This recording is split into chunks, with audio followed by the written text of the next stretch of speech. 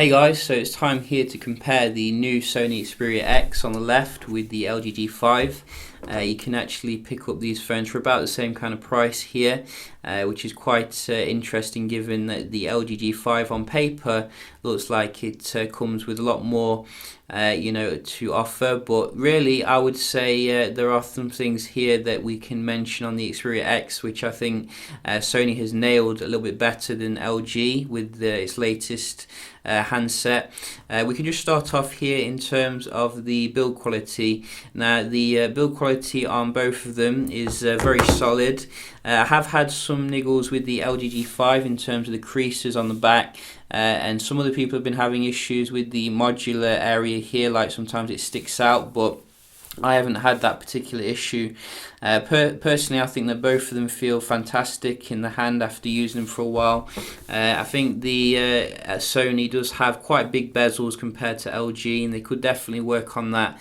Also, we don't get any ambient display technology, which we are getting with the Galaxy S7 and the LG G5, which is a bit of a nuisance, but you do have the double tap to wake the screen. I don't think I've turned it on yet though, so that is quite nice.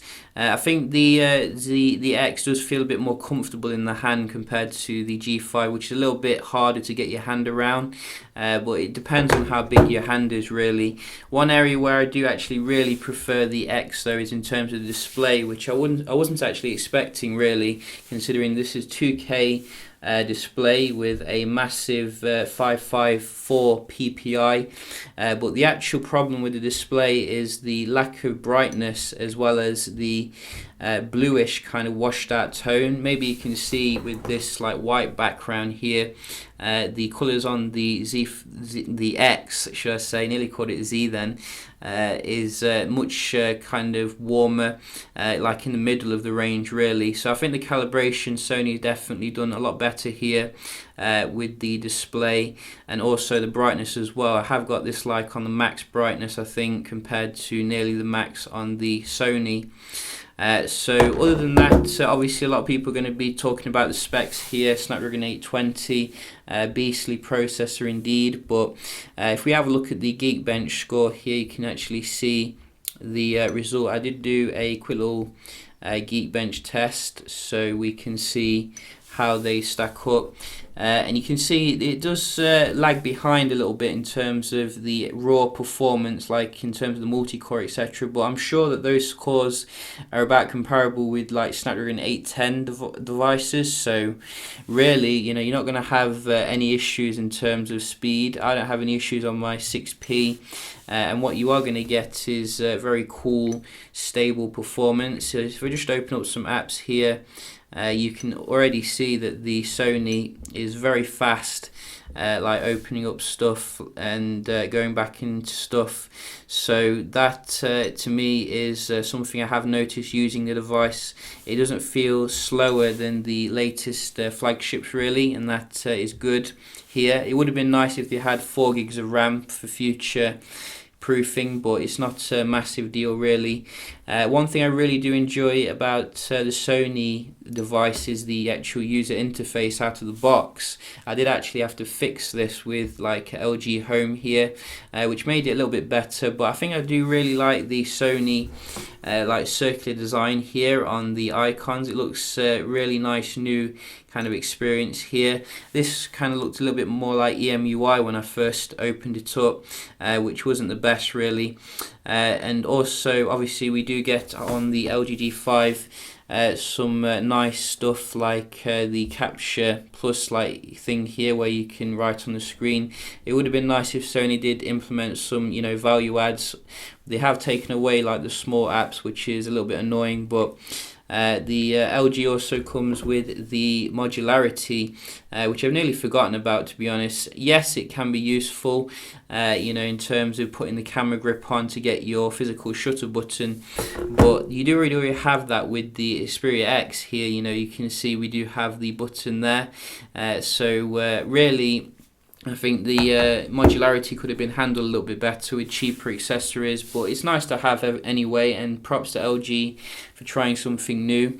In terms of the speakers, you're going to get one on the bottom here, which doesn't actually sound too bad actually. I've been moderately impressed with the speaker on the LG G5. You can see we do have something here. I can just show you the bass.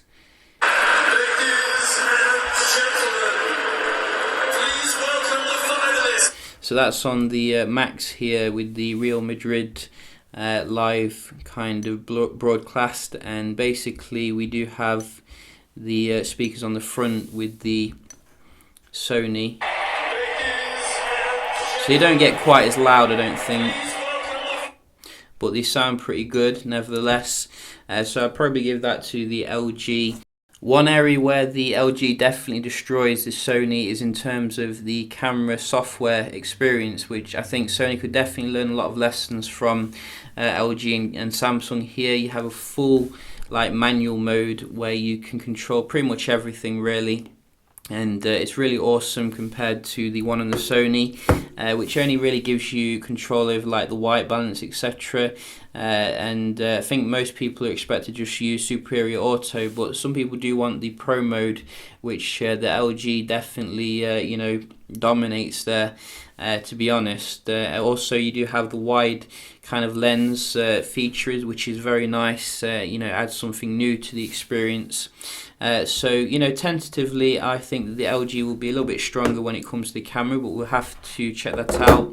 In terms of the battery, I've been using the X all day pretty much, and it's not draining fast. It's been very good at the staying power, so I'm very impressed in terms of the battery. The G5's also been pretty good. It was not good at first, but I think they rolled out an update which made it a lot better. I think we're getting 2,800 mAh versus about 2,500 or something.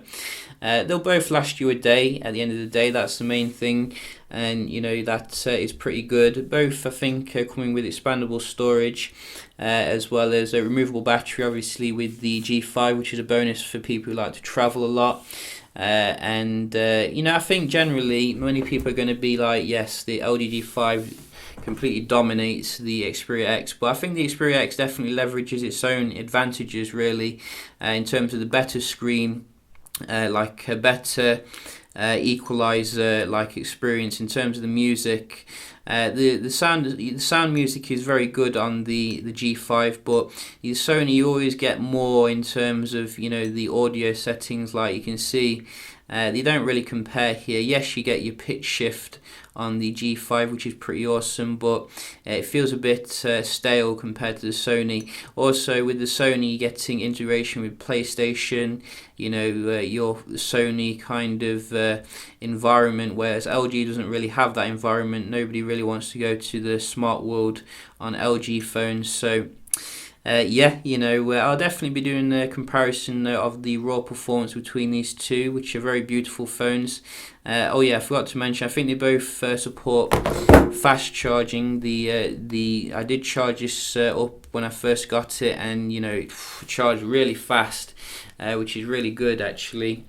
Hope you enjoyed this comparison between Sony Xperia X and LG G5, the latest and greatest.